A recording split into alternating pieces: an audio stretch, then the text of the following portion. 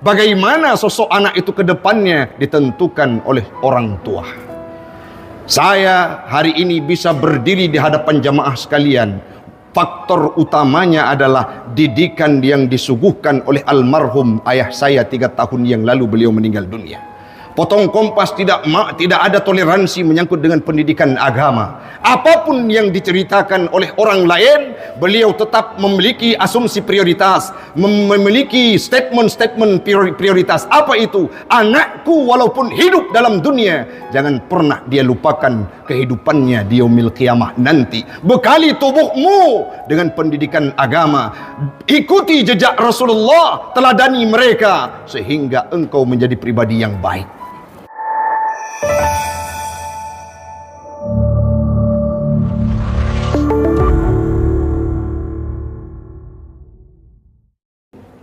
أعوذ بالله من الشيطان الرجيم بسم الله الرحمن الرحيم يا أيها الذين آمنوا قوا أنفسكم وأهليكم نارا وقودها الناس والحجارة عليها ملائكة غلاد شداد لا يعصون الله ما أمرهم ويفعلون ما يؤمرون.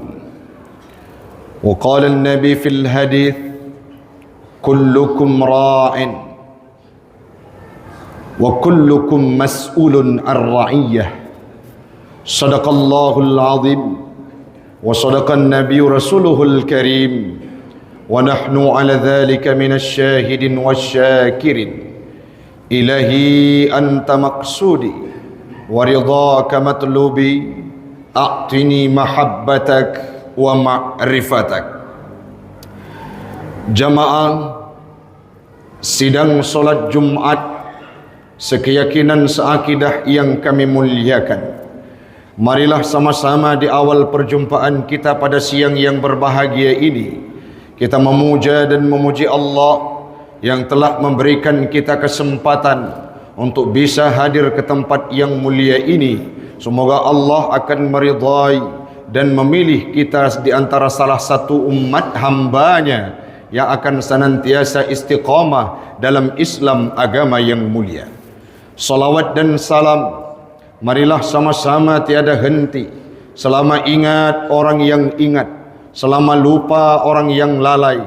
Semoga selama itulah salawat dan salam kita senantiasa tercurahkan kepada Habibina wa Maulana Muhammad sallallahu alaihi wasallam, kepada al sahabat keluarga beliau sekalian, para alim ulama mutaqaddimin dan mutaakhirin yang muktabar kedua-duanya, yang kita hormati bersama Imam Syekh Masjid Jami' Lancang Garam yang kita muliakan, pengurus masjid, BKM, jamaah sidang solat Jumat sekeyakinan seakidah yang kami muliakan. Semoga duduknya kita pada siang yang mulia ini, pada hari Sayyidul Ayyam sebagaimana yang disampaikan oleh pembaca tambih tadinya, hari yang paling mulia di antara hari-hari yang lain. Semoga Allah ijabah doa kita semua, dikumpulkan kelak di yaumil qiyamah dalam surganya Allah. Amin, amin ya rabbal alamin. Hamba Allah, jamaah sidang solat Jumat sekeyakinan seakidah yang kami muliakan, kita sedang berada dalam masa dekadensi moral, di mana baik itu di media digital, di surat kabar, bahkan di siaran-siaran televisi, sangat banyak berita-berita yang diakomodir, yang disampaikan oleh warta berita. Apa itu? Kasus demi kasus yang dilakonkan oleh penduduk kita mencerminkan bahawa bobroknya akhlak tidak terkecuali masyarakat, pemuda, keluarga dan saudara-saudara kita yang berada di kota Luxmawe ini. Tahun 2023, 2024 di awal tahunnya, kita pernah mendengarkan sebuah berita bahawa seorang ibu tewas di tangan anaknya. Bahkan baru-baru ini, hamba Allah, bapak sekalian yang kami hormati, ada segerombolan pemuda yang belum hilang karakter begalnya, yang masih terjangkiti virus tersebut terhadap anak-anak kita, tidak terkecuali di tempat kita yang mulia ini. Ini merupakan sebuah fenomena yang harus kita tindak lanjuti. Kenapa demikian? Hari ini kalau ada orang yang bertanya, Ustadz, apa yang menjadi indikator sebuah daerah itu bagus masyarakatnya, karakter penduduknya mencerminkan karakter-karakter Nabi Muhammad dulunya? Jawaban yang paling ulung adalah bagaimana keluarga-keluarga yang dibina oleh pimpinan keluarga tersebut. Kenapa demikian Ustaz? Karena keluarga ini merupakan wadah terkecil.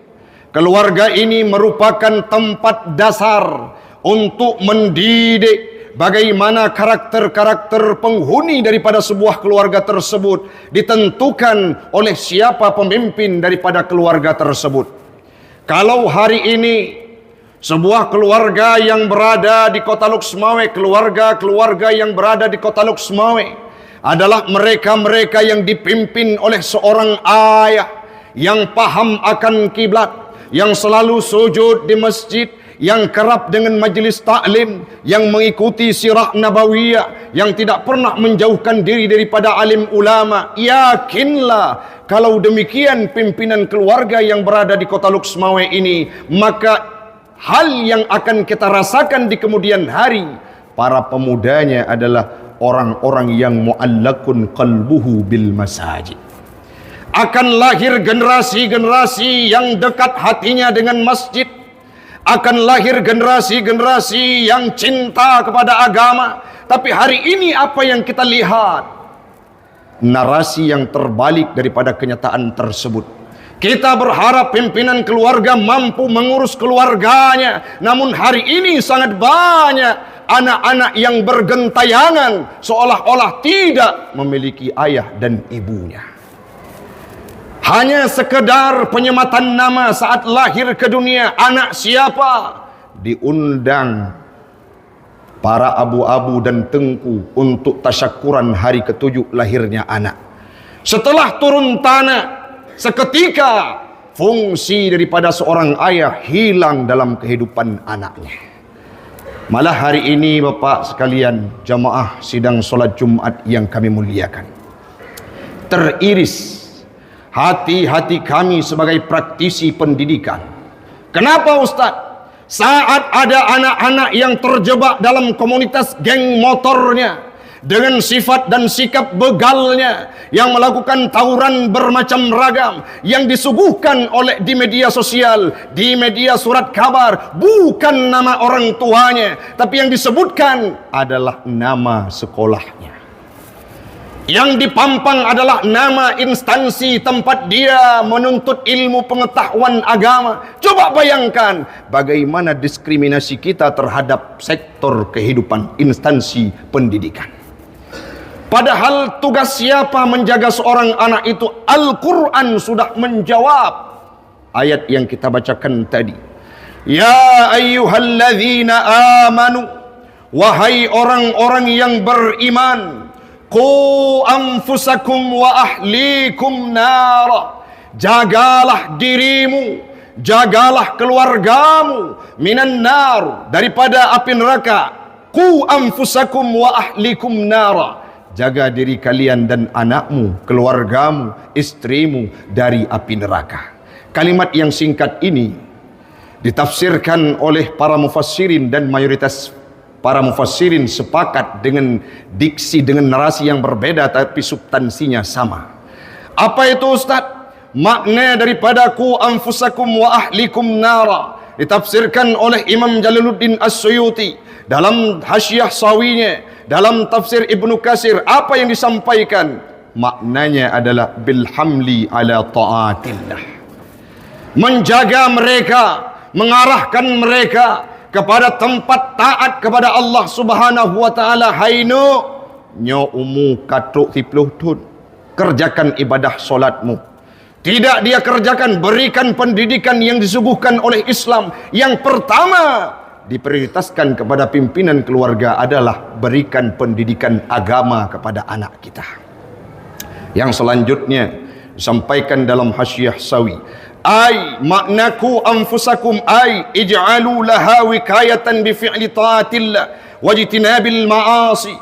Perintahkan, jadikan mereka, penjagaan mereka untuk berada dalam koridor supaya mereka taat kepada Allah serta menjauhkan segala kemaksiatan.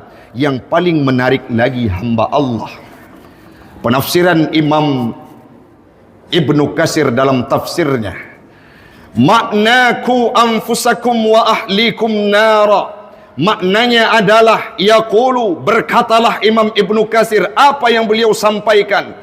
Sufyan Suri menafsirkan ayat ini bahwa yaqulu, beliau berkata, addibuhum wa allimuhum. Berikan pendidikan akhlak kepada anak kita, suguhkan etika dalam kehidupan mereka, ajarkan moral dalam kehidupan mereka. Baru berikutnya allimuhum, berikan pendidikan ilmu pengetahuan baik dunia dan agama.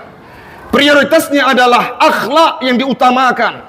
Nabi diutus ke atas permukaan dunia ini bukan untuk mencerdaskan manusia sebagai agenda prioritasnya, tapi dalam hadisnya terpampang jelas, innama bu'istu liutammima makarimal akhlaq. Hanya saja innama adatul lil hasri. Apa maknanya khusus? Spesifiknya adalah Nabi Muhammad diutus ke atas permukaan dunia ini untuk menyempurnakan akhlak manusia. Kembali kepada topik yang akan kita bahas. Apa korelasinya? Yang harus ditawarkan oleh seorang pimpinan kepala keluarga adalah memberikan teladan dan akhlak kepada anaknya. Oh Ustaz berbicara apakah Ustaz sudah menjadi kepala keluarga? Saya sudah memiliki keluarga dan punya anak. Ini beban kita semua. Bagaimana visionernya kita dalam melihat bagaimana koridor perjalanan anak kita ke depan, bagaimana kiri dan kanannya. Itu yang akan kita jaga. Wikaya, kita jaga kondisi anak kita supaya etikanya bagus. Maka hari ini jangan sampai kita yang berada di bawah Masjid Jami' ini adalah pribadi-pribadi yang mendiskriminasikan institusi pendidikan sehingga seolah-olah menjaga akhlak, mendidik anak, memberikan pengetahuan agama kepada mereka adalah tugas guru-gurunya. Hari ini yang ditanyakan oleh para malaikatnya Allah di yaumil qiyamah adalah, anakmu merupakan hiasan, al-malu wal banuna zinatul haya. Anak dan harta merupakan hiasan dalam kehidupan kita yang diberikan oleh Allah Ta'ala. Di mana kita alokasikan mereka? Pernah tidak kita antarkan ke pesantren? Oh, pesantren terlalu tinggi Ustaz, majelis taklim, balai pengajian, tempat-tempat yang disuguhkan pendidikan agama. Tidak Ustaz. Kenapa? Karena hanya cukup dengan pendidikan di sekolah. Di rumah sikula 3 minggu 2 jam sebagai pendidikan agama. Jangan kita terlampau berharap cukup banyak terhadap etika. Bahkan hari ini guru saja bisa dipolisikan, guru saja dijebloskan dalam penjara karena berbeda perspektif dengan orang-orang yang mereka didik. Hari ini perlu kita buka wawasan. Saya hadir kemanapun bersuara untuk mengentaskan keawaman, mengentaskan tentang etika akhlak ini bukan karena ingin viral, tapi sangat sayang melihat bagaimana generasi kita dijangkiti oleh krisis keteladanan dan etika porak-poranda. Berapa waktu yang silam di-share video oleh kawan-kawan di wilayah kita, di Aceh, satu tempat di Aceh. Apa yang terjadi? Pemuda dengan senjata tajamnya keluar di tengah malam, yang membuat hati kita riskan. Bergerombolan mereka melayangkan senjata-senjata tajamnya, seolah-olah dari video yang dibagikan oleh kawan-kawan kami kita bisa mengambil kesimpulan terbalik, seolah-olah Aceh ini tidak lagi mempraktikkan syariat Islam. Kenapa demikian Ustaz? Han mungkin itijid hayuk parang batengah jalan apabila syariat Islam itu kafah. Bahkan pernah kejadian yang membuat hati kami pilu. Polsek Muara 1 itu menjadi saksi bagaimana kami antarkan korban jam 2 malam yang singgah ke dayah kami, lari daripada kejaran begal yang berada di wilayah kita. Sehingga dalam malam itu kami acungkan jempol kepada pihak keamanan. Dijemput pelakunya, dijebloskan ke dalam jeruji besi. Yang ingin kita sampaikan bukan ingin merampok Honda hana hijau, tetapi apa yang ingin mereka lakukan? Keluarnya darah dari tubuh sang korban. Ini merupakan etika dan perilaku yang tidak mencerminkan kita sebagai umat Muhammad. Pada dah pegah Aceh syariat Islam Malay urung silun kejut dumnan karakter anak gedanya. Kenapa ini bisa terjadi Ustaz? Karena orang tua sudah lepas tanggung jawab dari anaknya. Nah, pernah anak gedanya saat keluar malam kita tanyakan, dengan siapa engkau pergi nak? Siapa kawanmu? Jam berapa engkau pulang? Di mana engkau duduk? Tidak pernah kita suguhkan pertanyaan yang seperti itu. Perhatian kita hilang dalam kehidupan mereka. Padahal Nabi sudah berkata, kullukum ra'in, setiap kita merupakan pimpinan daripada keluarga yang kita asuh. Bagaimana sosok anak itu ke depannya ditentukan oleh orang tua. Saya hari ini bisa berdiri di hadapan jamaah sekalian, faktor utamanya adalah didikan yang disuguhkan oleh almarhum ayah saya 3 tahun yang lalu. Beliau meninggal dunia. Potong Kompas tidak ada toleransi menyangkut dengan pendidikan agama. Apapun yang diceritakan oleh orang lain, beliau tetap memiliki asumsi prioritas, memiliki statement prioritas. Apa itu? Anakku walaupun hidup dalam dunia, jangan pernah dia lupakan kehidupannya di yaumil qiyamah nanti. Bekali tubuhmu dengan pendidikan agama. Ikuti jejak Rasulullah, teladani mereka sehingga engkau menjadi pribadi yang baik.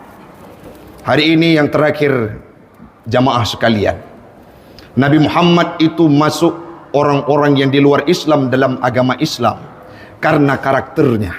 Itu survei yang membuktikan Nabi Muhammad mampu mengislamkan orang bukan karena lisannya, tapi hal yang prioritas adalah akhlaknya. Hari ini kita sudah hilang teladan, tidak lagi menjadi teladan dalam kehidupan orang-orang yang berada di depan kita. Kadangkala guru berkata, solatlah kalian mereka yang mengabaikan solat. Orang tua menyampaikan, anakku engkau pergilah untuk menuntut ilmu pengetahuan agama, masuk pesantren. Mereka yang lalai di warung kopi. Ada pemerintah yang bersuara, kita harus mengaji, tertibkan mereka yang terjebak dalam kemaksiatan, dengan korupsinya, dengan tingkah-tingkah amoralnya, sehingga keteladanan itu hilang dalam kehidupan kita. Dakwah bil hal lebih mengena dibandingkan dakwah bil lisan. Kita tidak berbicara, tapi lakonan kita, tingkah kita bisa dicermati oleh seseorang yang kemudian membawa pengaruh besar dalam kehidupan siapapun. Maka dakwah bil hal ini menentukan perubahan di masa yang akan datang. Marilah sama-sama bahu-membahu kita menjaga anak-anak kita supaya menjadi generasi yang bagus di masa yang akan datang. Bagaimana warna Luxmawe 10, 20, 30 tahun mendatang? Jawabannya adalah bagaimana keluarga-keluarga yang berada di kota Luxmawe. Berbicara tentang keluarga, ada pimpinannya. Siapa yang disematkan dengan nama seorang ayah? Ayah ini harus membekali dirinya untuk paham ilmu pengetahuan agama, meneladani Rasulullah sallallahu alaihi wasallam, mempraktikkan akhlak yang mulia, yang kemudian hari pasti dan tidak akan mustahil anak-anak kita akan menjadi pribadi yang mengikuti jejak Nabi Muhammad. Mudah-mudahan bermanfaat bagi pribadi saya dan umumnya kepada jamaah sekalian.